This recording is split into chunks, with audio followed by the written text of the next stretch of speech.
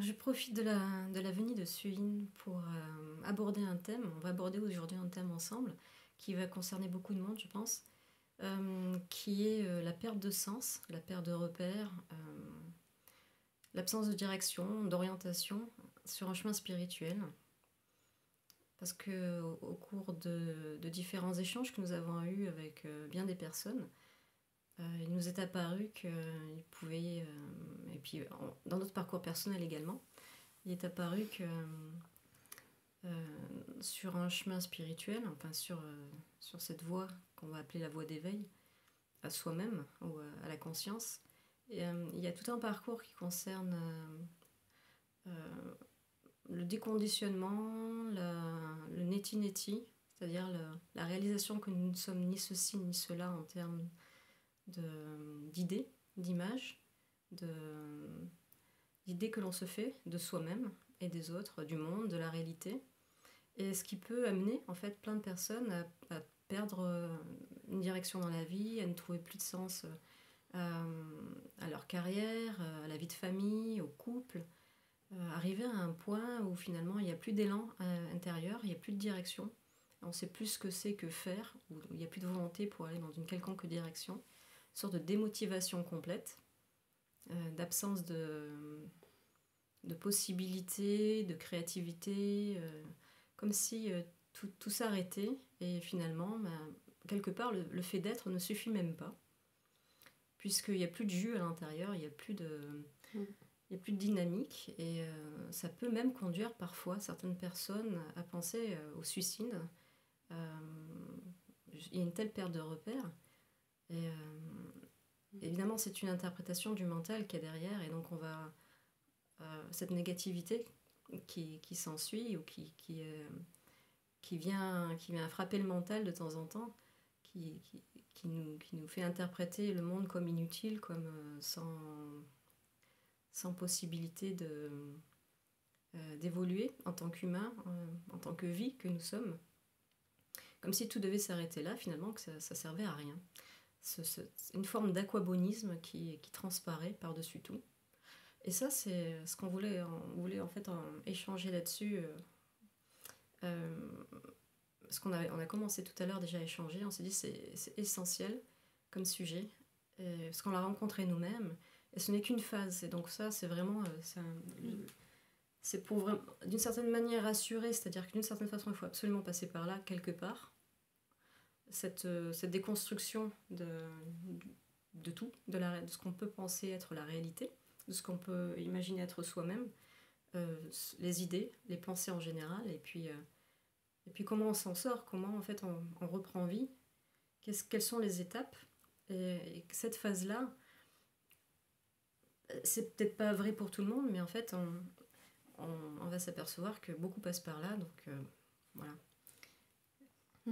On peut se retrouver dans un état d'observateur, on peut l'appeler le stade du témoin, où on est juste... on a reconnu qu'on est conscience, que tout ce qu'on croyait être n'était pas notre identité ultime.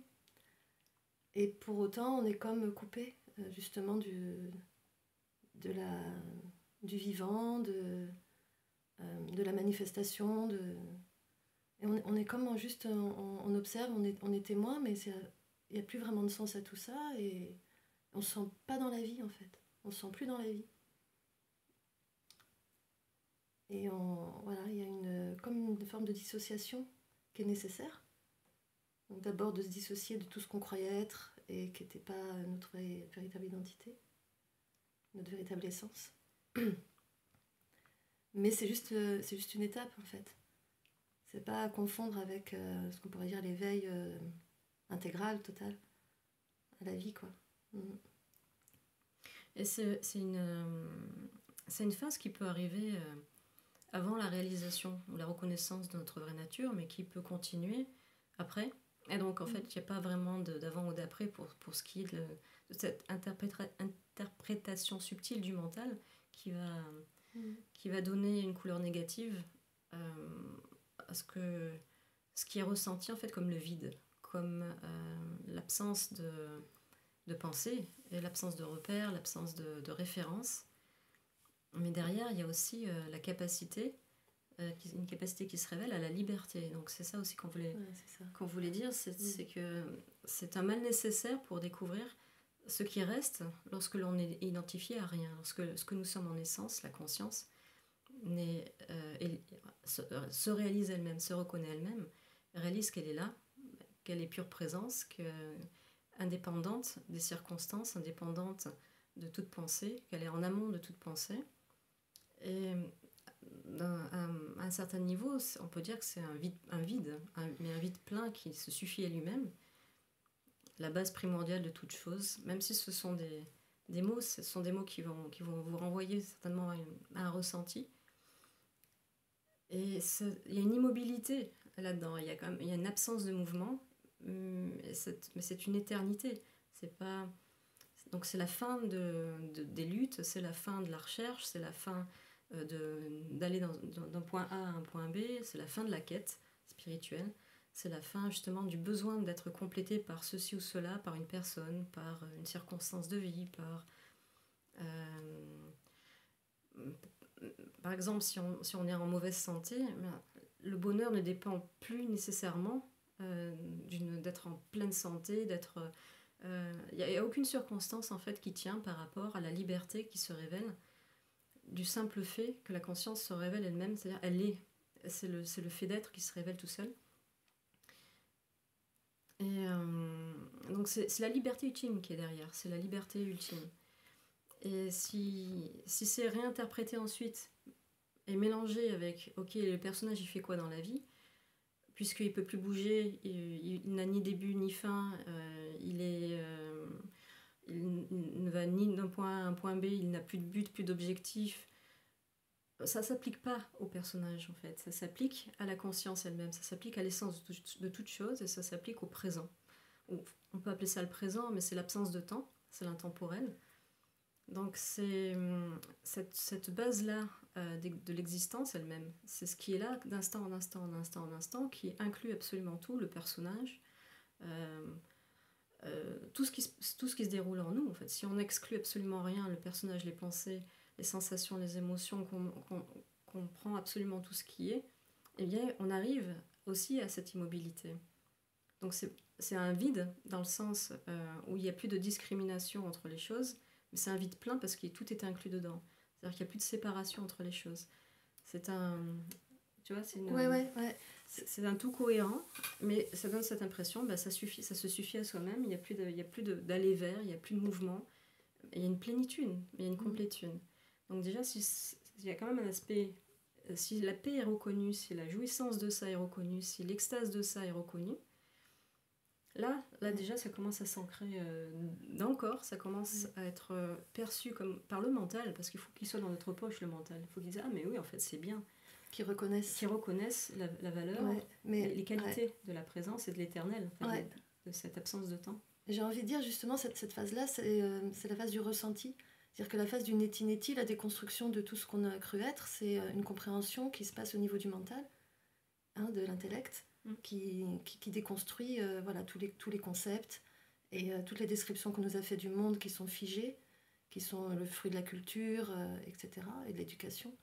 Ça, c'est la phase compréhension, en fait. Une fois que ça a été vu, compris par l'intellect, il y a ce vide qui arrive, et là, il s'agit de passer dans la phase ressenti. C'est plus comprendre, c'est ressentir. C'est quoi ce vide? Quelle est sa nature, en fait?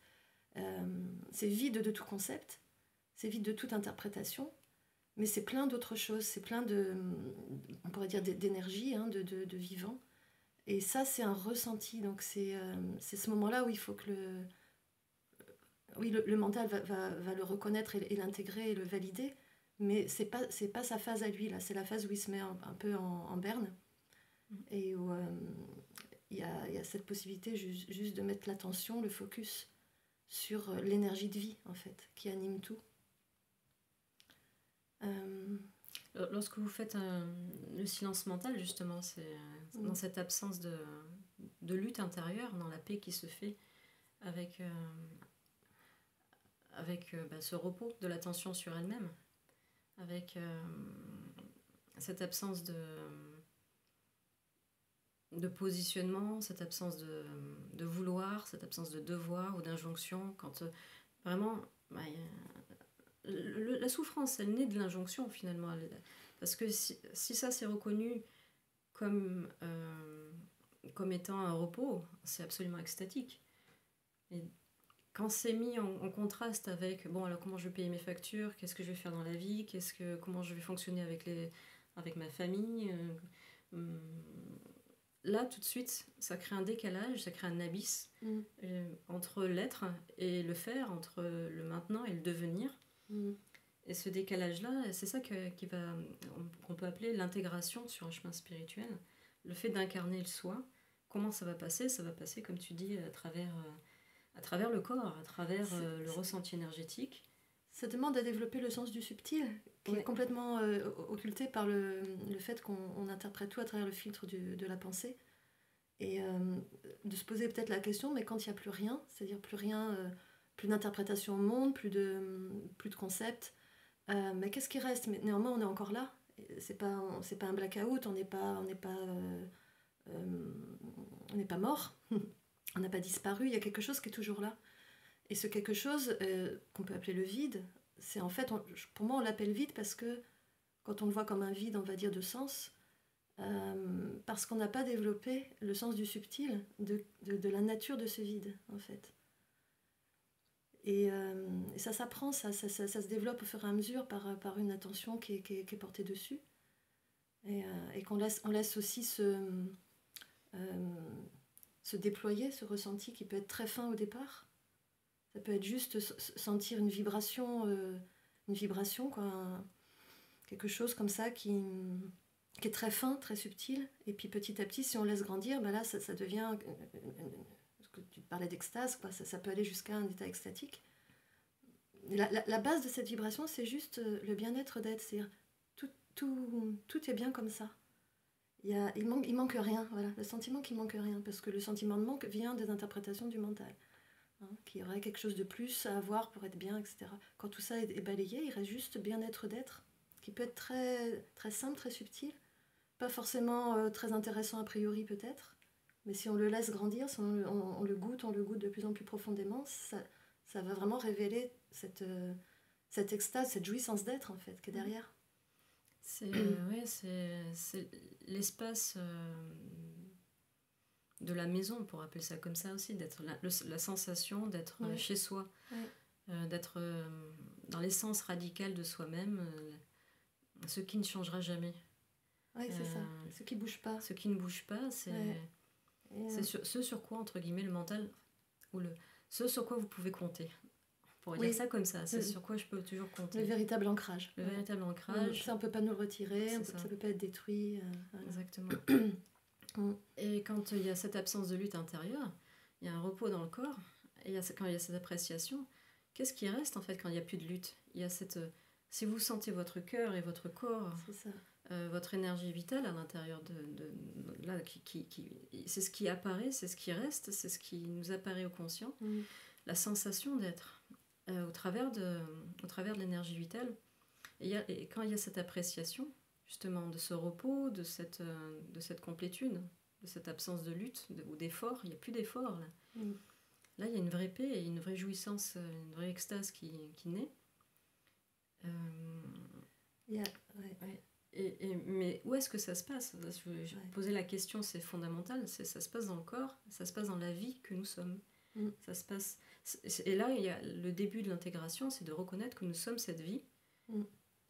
Cette énergie de vie. Et qu'est-ce que c'est que ça? C'est-à-dire de regarder pour la première fois, depuis cet instant présent, depuis cette absence de lutte, depuis cette absence d'injonction à être autre chose que ce qui est là,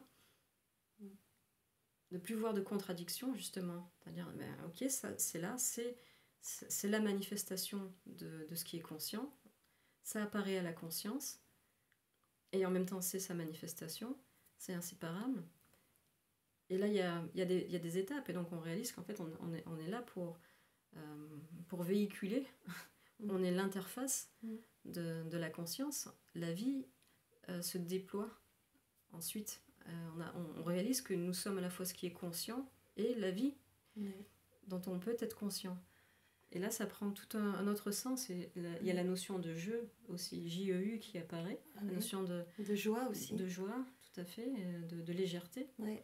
J'ai souvent des personnes qui me disent ok, tout a été déconstruit, il reste la paix. C'est bien, mais c'est pas vivant. C'est juste paisible, mais ça manque de joie. Elle est où la joie? Il est où l'amour? Ils le voient pas en fait. Certains parlent d'amour, de joie dans l'éveil, et moi j'ai juste la paix, mais c'est presque... ça a quelque chose d'un peu insipide finalement. Et là, ces personnes-là, c'est parce que leur attention n'est pas descendue dans le cœur et dans l'énergie. On parle souvent ensemble des 3 centres de conscience. On peut peut-être en parler un petit peu, je sais pas. Tout à fait. Avec le premier centre qui est celui de la tête, qui est la prise de conscience de la conscience. Voilà. Et puis, qui doit descendre dans le cœur et dans le corps, dans l'énergie du corps, pour se reconnaître aussi à ce niveau-là, quoi. Et là, dans le cœur, il y a l'amour, et dans le corps, il y a la joie. L'énergie de vie est pure joie, en fait. L'énergie créatrice, on peut parler de ça aussi, c'est la même chose. Et tout ça, c'est juste 3 aspects de notre essence. On pourrait dire c'est paix, joie et amour. C'est pas juste paix, en fait. Et puis, il y a tout un aspect qui est de l'impatience à sortir de cet état de... on fait souvent référence à Eckhart Tolle pour les premières années qu'il a passées sur un banc. Ah oui. Et ça peut faire peur, j'ai souvent ça aussi dans des conversations, c'est-à-dire cet immobilisme, ce dysfonctionnement au niveau personnel. C'est une forme de déséquilibre entre le faire et l'être, mais si on n'est pas en lutte avec, personnellement en tout cas, moi je l'ai vécu comme une période... où je n'étais pas complètement en lutte. Il y avait une part de moi qui se disait bon, faudra quand même se mettre en action, trouver quelque chose à faire dans la vie, fonctionner. Mais il y avait la confiance que ça allait se faire, mais que ça allait devoir partir du bon endroit. C'est-à-dire de réaliser depuis cette absence d'injonction, ça va venir. Il y a des vagues qui vont venir, des vagues d'une énergie nouvelle, créatrice. La vie telle qu'elle elle se manifeste au travers de nos structures relatives, sans le conditionnement. Qu'est-ce qui reste, justement, quand il n'y a pas d'identification à un « je dois », à un « il faut que je devienne ceci ou cela ». En fait, à la façon de fonctionner d'avant, qui était basée sur des contraintes... Oui, là, il n'y a plus que la pulsion créatrice de la vie qui s'exprime. C'est ça. Je prends des fois cet exemple d'être en méditation, dans le silence, dans le vide, dans la pure présence. Et puis soudainement, il n'y a rien qui est cherché, il y a juste ça goûte. Puis soudainement, il apparaît une idée impossible. Par exemple, j'aime bien prendre cet exemple, une recette de cuisine, un gâteau, avec les ingrédients, et là, ça allume. Il y a ce possible qui apparaît. Et sans même me rendre compte, sans l'avoir fait par la volonté, je me lève de cette méditation, je vais dans ma cuisine, je vais regarder dans les placards si j'ai les ingrédients, et je commence à préparer mon gâteau, et d'un coup je me rends compte, mais qu'est-ce qui s'est passé il y a quelques minutes, j'étais en train de méditer, et je revois le truc, ah ouais, ok, de ce vide plein d'énergie est sortie une possibilité de manifestation, un gâteau, et là le corps, qui est l'outil de la manifestation, a suivi cet élan, et a commencé à mettre en œuvre dans la matière cette possibilité. Et là, on sent que ça part vraiment pas d'un besoin de faire quelque chose ou d'accomplir quelque chose qui viendrait du personnage. C'est la pure énergie de vie qui s'amuse à créer, à manifester les potentiels, en fait, à travers la matière. Oui. Et après, tout devient comme ça, finalement. Je dis souvent, j'attends la vague. Par exemple, je peux avoir... On rit avec ça, des fois, sur l'histoire de la vague, tu sais. On sent qu'il y a une idée qui est en train de germer, mais on sent que c'est pas encore le moment qu'elle se manifeste. Et moi, quand c'est là, je me dis, j'attends la vague. C'est-à-dire qu'à un moment donné, je suis en train de le faire. Et ça se fait tout seul, ça m'emporte comme une vague, quoi. Ouais. Et là, on découvre ce qu'on peut appeler le flow. Le flow, exactement. Ouais. FLOT ou à l'anglaise FLOW. Ouais. Et il y a tellement pas de contradiction intérieure, c'est tellement spontané. C'est ça. Et il n'y a pas d'objectif non plus. Il n'y a pas d'objectif, il n'y a pas d'ambition. Il n'y a pas de peur de rater. Il n'y a pas de peur de rater. Voilà. Ça se fait, ça se fait pas, c'est l'action pure, quoi. Il n'y a pas de recherche d'un résultat, d'un but, de quelque chose à accomplir ou une reconnaissance extérieure ou quoi que ce soit de tout ça. Et là, on se sent pleinement vivant et dans cette liberté, justement, d'être l'outil de l'accomplissement de la vie, en fait. Ouais. Là se rejoignent le faire et l'être. Voilà, il n'y a plus de contradiction entre faire et être. Voilà. C'est tout à fait. Mais donc les choses sont inversées, c'est que donc le faire ne vient pas de la tête d'un je dois, mais voilà. D'un repos, d'une complétude préalable. Et donc émerge spontanément. Il y a une part de discernement, c'est-à-dire où le mental n'est pas complètement mis à l'écart, au contraire. Non, bien sûr, il est l'outil aussi. Il est l'outil parce qu'on peut avoir des projets, disons des dons qui nous ont amenés déjà dans le passé à avoir quelques orientations. Je suis sûre que la plupart des personnes qui écoutent cette vidéo ne sont pas complètement perdues elles savent un petit peu déjà ce qui leur a fait plaisir à un moment donné dans la vie, là où elles se sentent bien dans leur faire. Ça peut être, je sais pas, moi, la dernière personne avec qui j'ai parlé, qui se sentait vraiment perdue, désorientée, justement dans cet arrêt, comme ça, il n'y avait plus rien. Un couple qui se termine, avoir commencé plein de projets, ne les avoir jamais finis, parce que il y avait cet élan qui commence, on fait quelque chose et puis ça s'arrête, on est à nouveau dans l'être. À quoi bon Parce que dès qu'on commence à essayer de mettre trop de mental, trop de force et trop d'effort, ça s'épuise. C'est comme si soudainement le mental, il avait ce côté à l'ancienne de vouloir absolument tout contrôler. Soudainement, on a un projet, on commence à faire des cartes de visite, c'est ça. À organiser ceci et cela, et ça s'essouffle d'un coup. Ouais. C'est parce que c'est pas vivant. Oui, puis il n'y a plus d'idée de but à atteindre, et comme on est conditionné à faire les choses pour un objectif, quand il n'y a plus d'objectif, à quoi bon faire les choses? Mais c'est vraiment un gros déconditionnement à faire, parce que on est dans une société de performance, de productivité, voilà. Donc on perd ce sens de productivité, du coup on peut avoir l'impression que ça ne sert plus à rien de faire les choses. Et là, on va reconnecter avec faire les choses pour le plaisir de les faire, pas pour en obtenir un bénéfice, en fait. Si, un bénéfice dans la joie de le faire, simplement, en fait. Qui va devoir être réévalué à chaque instant. C'est-à-dire que c'est pas pour... on va pas atteindre le bonheur quand on aura fini notre objectif, justement, quand on aura atteint... Bon, je vais prendre un exemple concret. Une personne qui a du plaisir... à faire des massages par exemple. Donc ça c'était la dernière personne avec qui j'ai parlé. Mais le fait de mettre tout ça en œuvre, c'est-à-dire d'obtenir un lieu, d'acheter des produits, de faire de la publicité, de se mettre en avant, etc. Ça l'avait épuisée. Mais quand elle est dedans, elle ne pourrait pas faire autre chose. Elle est complètement dans le flow, justement. Et donc il y a cet oubli momentané pendant le processus qui amène à cet instant. Il y a cet épuisement et il y a cet oubli momentané de ce plaisir de l'être et du faire combiné quand elle est dans ce présent-là où elle est dans le massage. Et donc là ce que j'ai vu, c'est qu'il était important d'oublier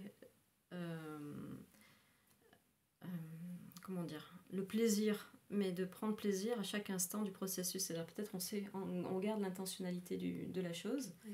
C'est un peu comme ok, maintenant on sait qu'on aime ça. Ça, ce n'est pas à remettre en question. Maintenant, il y a des vagues dans le courant de la journée qui vont... Voilà, j'ai pas envie de faire de la communication. Ok, mais à un moment donné, ça va venir tout seul. À un moment donné, il y a cette énergie-là. Et c'est pas... Il n'y a pas de... Voilà, c'est sortir de cette idée de pression, de cette idée de rentabilité, d'objectif, d'efficacité à l'ancienne, du mental. Ce qu'il cherche, lui, c'est la sécurité, tout le temps. Et là, l'état d'esprit dans lequel on se retrouve, avec cet éveil de conscience, avec cette immobilité de l'instant, avec ce présent perpétuel, c'est l'insécurité. Il faut être sécure dans l'insécurité, c'est-à-dire, on ne sait pas si ça va fonctionner, on sait rien, mais va falloir lâcher secondaire, il va falloir lâcher ses peurs et avoir un plaisir dans l'instant. Parce que c'est à partir de ce plaisir dans l'instant, de cette spontanéité, c'est là que l'énergie vitale, elle se met en action toute seule. Et là, on va y trouver la joie. Oui, c'est de faire confiance à ça, en fait. Oui. La sécurité, elle vient basée sur ça, sur faire confiance à cette énergie de vie. Oui. Ouais. Et quand ça nous porte, en fait, c'est notre passion qui nous porte. Ouais. C'est notre joie de l'instant. Donc, une fois de plus, c'est le chemin qui compte, c'est pas la fin, évidemment. Et quelque part, être prêt à remettre en question la fin même. C'est-à-dire que, ok, mais c'est pas sûr que ça soit un projet pour toute la vie, c'est pas un plan de carrière à l'infini jusqu'à notre mort, c'est maintenant, ça me fait plaisir. Je sais pas où ça va et je suis ok avec l'insécurité de tout ça, mais c'est vrai dans l'instant. C'est garder, en fait, avec soi-même, être à l'écoute de ce corps qui dit, ah oui, ok, on y va. Et puis de voir que notre bien-être ne dépend pas de ça finalement. Oui, parce que ça c'était l'avantage de la phase neti-neti, de reconnaître la paix qui est là et qui est imprenable en fait, hein, et qui ne dépend de rien, qui ne dépend pas d'une action dans le monde. Donc à partir du moment où ça c'est bien ancré, on peut être dans l'action dans le monde sans faire reposer dessus notre paix intérieure, notre joie de vivre, notre joie d'être en tout cas. Et de savoir que toute action est juste, comme tu disais, un jeu, une œuvre d'art en fait, hein, qui s'accomplit, mais que si ça s'arrête, c'est ok, je vais me retrouver à nouveau dans mon centre et dans la paix, et ça ne sera pas un effondrement, et ça ne va pas me couper de mon essence qui ne dépend de rien en fait pour être. Ça c'est important de l'ancrer bien aussi. Il peut y avoir une période où c'est important de juste être dans la paix, sans action, pour ancrer ça. C'est revalider encore et encore que ça dépend de rien. Moi, j'ai eu 3 ans comme ça, où j'étais coupée du monde. Ça m'intéressait plus. Tout ce qui m'intéressait, c'était baigner dans la présence. Et puis un beau jour, un beau matin, sans l'avoir voulu, d'un coup, tout est revenu, parce que je me sentais un peu coupée, justement, de la joie de vivre, quand même. Hein, justement, j'ai traversé ça. Et un beau matin, je me suis réveillée avec cette joie débordante et l'envie de brûler la vie, toutes mes passions sont revenues, et ça partait plus du même endroit, et il n'y avait plus de saisie dessus surtout. Mais il a fallu ce temps d'ancrage avant, quoi, d'intégration en fait. Ouais. Après c'est normal qu'il y ait des insécurités, des va-et-vient comme ça par rapport à l'argent, par rapport à... c'est le fonctionnement du mental, il a besoin de sécurité, il a besoin de sentir que, oui mais quand même...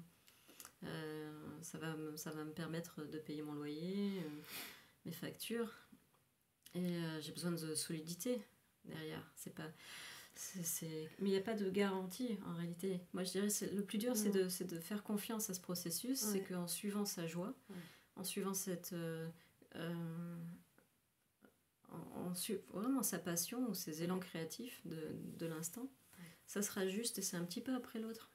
Et tout s'aligne en fait quand on est vraiment centré là-dessus. C'est dans cette confiance totale, on s'aperçoit que tout s'aligne, que la vie répond en fait, et nous donne les moyens, sans avoir besoin de trimer pour ça, même si des fois ça demande de passer dans l'action et dans un effort aussi, hein, mais on sent qu'on est sur le flot. Voilà, c'est... Et parfois, je voulais revenir aussi sur les essais et les erreurs, je dirais, par lesquels je suis passée, parce que avant de découvrir le flow, justement, je me suis posé les questions que la plupart des personnes se posent aussi, c'est bon, alors, mais c'est quoi que j'ai envie de faire, et parfois, dans quelle direction aller, parce qu'on peut être très dispersé également, on a tous de multipotentiels, et donc... je dirais qu'il y a une forme d'impatience parfois à avoir un résultat concret, une idée claire, et maintenant tout de suite, et ça se passe pas forcément comme ça. Des fois il faut aller dans une direction, rencontrer un mur, dire bonjour là au mur, non c'était pas ça, on va dans une autre direction, et parce que finalement on va faire aussi par soustraction, c'était pas ça, c'était pas ça, c'était pas ça, jusqu'à ce qu'à un moment donné, mais la chose qui reste, je l'avais résumé par je peux pas être autre chose que ce que je suis là, donc voilà, il faut que ça soit, que ça s'exprime. Bon, dans mon cas c'était évident, c'était de partager, mais ce n'est pas vrai pour tout le monde, hein, c'est clair, c'est une infime partie de la population sur un chemin d'éveil qui va finir par faire des vidéos ou par enseigner ou par transmettre d'une quelconque manière que ce soit. C'est vraiment, je sais même pas, un chiffre aléatoire, 1 sur 100 ou moins encore. Donc ensuite, chacun va trouver ce qui le motive, ce qui anime justement cet élan vital à l'intérieur. ce qui lui donne de la joie au cœur,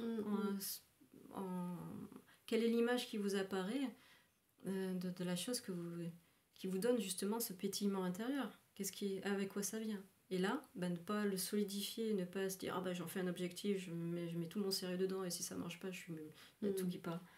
Parce que c'est le faire avec cette notion de plaisir, de jeu et de ok, on va mettre on va commencer un petit pas ici, un autre pas là, on va faire ça, avec toujours l'esprit de je lâche de toute façon toutes mes attentes de résultats. D'établir ce sentiment de confiance et puis de ne pas mettre tous ses œufs dans le même panier non plus parce qu'on est vraiment tous multipotentiels, c'est-à-dire avoir le même élan pour différents fers, différentes manifestations de cet élan d'action dans tellement d'autres activités. On peut parler il y en a de multipotentiels, parce qu'on a plein de dons et on a plein de plaisirs. Il peut y avoir un temps pour une activité, puis ça s'arrête, puis une autre qui arrive à la place. Et tout est temporaire dans cette vie de toute façon. C'est pas, les choses évoluent, même si vous commencez par être comme cette image, là je disais, ma sœur, ok, on y va pendant un temps. Et c'est pas dit que sur ce chemin d'élan, de joie du cœur, eh bien, vous rencontriez pas quelqu'un qui va vous transmettre une nouvelle information, qui va vous donner une nouvelle idée, dire, mais oui, mais voilà, je découvre quelque chose de neuf. Et puis ça va évoluer, il n'y aura pas eu de saisie de ok, maintenant je suis ma sœur et jusqu'au bout de ma vie je serai ma sœur. Non, c'est vraiment garder cette légèreté, cette aisance dans l'insécurité permanente du présent, tout le temps renouvelé. Il y a aussi qu'il y a cette vision d'une totalité, justement avec l'éveil, avec la réalisation de notre essence, que c'est la vie c'est une totalité dont chaque partie a comme un pulse en fait, a un rôle à jouer en fait, et que donc moi je me place plus en tant qu'individu qui fait des choses dans le monde, je me place en tant qu'un outil de la vie pour accomplir une grande œuvre collective en fait. Donc je sais pas à quoi je sers d'instant en instant, à cet instant je sers à ça, voilà, cette expression là sert à ça, à connecter des informations, à peut-être apporter des choses, en recevoir, etc. Et puis l'instant d'après je vais être utilisée pour autre chose en fait. Moi j'ai cette vision là, donc du coup c'est très souple avec ce qui apparaît et disparaît, il n'y a pas de saisie, et il y a une grande confiance dans cette globalité qui sait, qui est une intelligence phénoménale, et dont j'ai pas la vision globale en plus. Donc. Tout à fait. Et on se laisse surprendre constamment. C'est ça. C'est une vie créative, c'est une vie d'aventure aussi. Tout à fait. Tout à fait. Et voilà, c'est quand on commence à devenir confortable avec l'inconfort de ne pas savoir, dans cet esprit toujours neuf du débutant, c'est un apprentissage, donc s'il n'y a pas d'impatience quelconque, il y a des trucs à lâcher, c'est-à-dire l'effort, l'impatience, l'objectif, la peur de rater. Le besoin de reconnaissance. Le besoin de reconnaissance. Il y a des tonnes de choses comme ça qui émergent. La peur d'être jugé, parce que si on va peut-être qu'on a une image en nous qui nous anime, et puis que vont penser les membres de notre famille ou nos amis, comment est-ce qu'ils vont nous percevoir maintenant. Tous ces freins qui ne sont que des projections de notre mental sur qu'est-ce qui pourrait se passer si, avec une image à la clé qui est quelque part, qui est une vision de soi-même, une image de soi, où ça va mal se passer. Cet esprit de ça va mal se passer, où les gens vont me juger, etc., ça aussi c'est à lâcher. Il n'y a jamais rien à gagner ou à perdre, c'est ça aussi qu'on voit. Et puis ce qui se libère, c'est aussi notre potentiel inné, de notre singularité, qui n'est plus enfermé dans obéir à une image, l'image de ce que la société attend de nous, ce que nos parents attendaient de nous, et du coup de cette conformité en fait, dans laquelle on nous éduque. Quand cette conformité lâche, eh bien, nos dons innés, notre singularité va pouvoir s'exprimer librement. C'est ça la liberté aussi que ça permet. Et voilà, il n'y a plus... Il y a ce qu'on pourrait appeler le transpersonnel, justement, le développement de la singularité, qui est plus du tout la même chose que le développement de la personnalité, qui elle est conditionnée par une conformité sociale, etc. C'est un super point que tu as... J'adore comment on rebondit là sur Ouais, un point. parce que c'est vrai qu'on est parti sur un sujet, puis on va sur d'autres du coup. Mais... Merci pour cette conversation rebondissante. Parce que c'est vrai, l'aspect... Il y a comme un... On peut dire que il y a eu une mort de l'ego avec cette reconnaissance de la conscience qui est par-delà par-delà la singularité. Elle est par-delà la singularité. Mais elle s'incarne au travers de la singularité. C'est ça, ouais. Donc on vient de passer d'un moi qui se sent séparé de tout à quelque chose d'autre. Parce que la singularité, on pourrait dire que c'est encore une forme d'ego ou de moi. Mais c'est un moi que je n'ai pas trouvé de meilleur thème pour l'instant que d'appeler le moi transpersonnel. Oui, c'est ce que Jung appelait l'individuation aussi. On passe de l'individualité à l'individuation. Donc là, voilà. On peut dire aussi c'est le niveau de l'âme. Le niveau de l'âme, ouais. On peut le dire comme ça, tout à fait. Parce que c'est à travers cette individuation que continue de se jouer la roue du karma, des événements, des causes et des effets. En apparence, en tout cas. Ouais. D'être un point local, d'être un point d'assemblage. Voilà. Un point d'assemblage et que chacun de nous est intègre et autonome. Tout en étant absolument inséparable, interconnecté au niveau systémique du grand tout, de cette intelligence innée, de cette intelligence matricielle, dont nous ne pouvons pas être séparés et qui nous anime individuellement. C'est ça, c'est une œuvre d'art en fait, vraiment c'est une œuvre d'art. Chaque être est unique et chaque être a sa couleur à amener dans le monde. Quand on voit ça, c'est vraiment miraculeux, c'est incroyable. L'infini des possibles à travers chaque être. On le voit dans la nature aussi. La nature, c'est que ça. Tout le temps en train de changer, tout le temps en train d'exprimer une nouvelle forme, une nouvelle possibilité dans quelque chose d'interconnecté en permanence. On le voit vraiment bien, quoi. Tiens, d'ailleurs, quand on parlait de ce passage de perte de sens où on peut se sentir coupé de la vie, aller dans la nature, ça c'est quelque chose d'extrêmement précieux, de reconnecter avec la nature, avec l'intelligence de la nature et de sentir qu'on en fait partie. Il n'y a pas nous et la nature, on fait partie de ça. Et ça aide aussi à faire redescendre la conscience dans les corps, dans les centres, le cœur, le physique, l'énergie de vie, l'énergie vitale.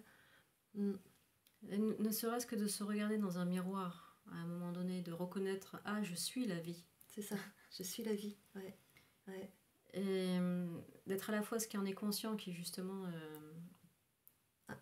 impersonnel, voilà. Et ce personnel avec la beauté qui est vue, qui est regardée à travers ses yeux. Et d'ailleurs, même la beauté, c'est au travers du personnel qu'elle est perçue. Oui, absolument. Et ça, c'est le cadeau aussi. Moi, après cette reconnaissance d'être la vie, il n'y a eu que des cadeaux. Des cadeaux de voir le miracle de la vie, de l'incarner, de découvrir l'importance de la séparation apparente des choses. De pouvoir avoir une conversation. Voilà, c'est ça. C'est le temps se limiter à cette interprétation du mental qui dit il n'y a personne. C'est une perspective à la fois juste et complètement erronée. Ce n'est qu'une face de la pièce. Il manque quelque chose. Il manque l'autre face de la pièce. Qui est que nous sommes, c'est simultanément à la fois l'espace qui contient tout et une part dans ce tout, une structure unique, vivante et interconnectée avec toutes les autres structures uniques, vivantes et interconnectées. Absolument.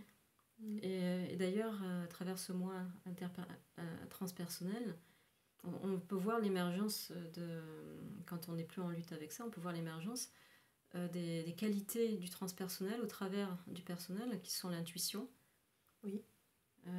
la réceptivité, l'écoute intérieure, qui vont grandement aider aussi à cette intégration du parcours spirituel, de l'éveil.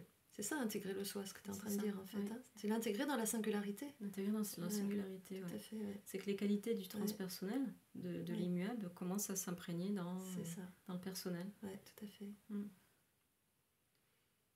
Okay. Non. C'est peut-être pas mal. Hein. On pourrait parler pendant des heures, donc ça ferait des vidéos peut-être un peu longues. Ouais. Bon, voilà, On en fera d'autres sans doute. Ouais, on en fera d'autres. Oui.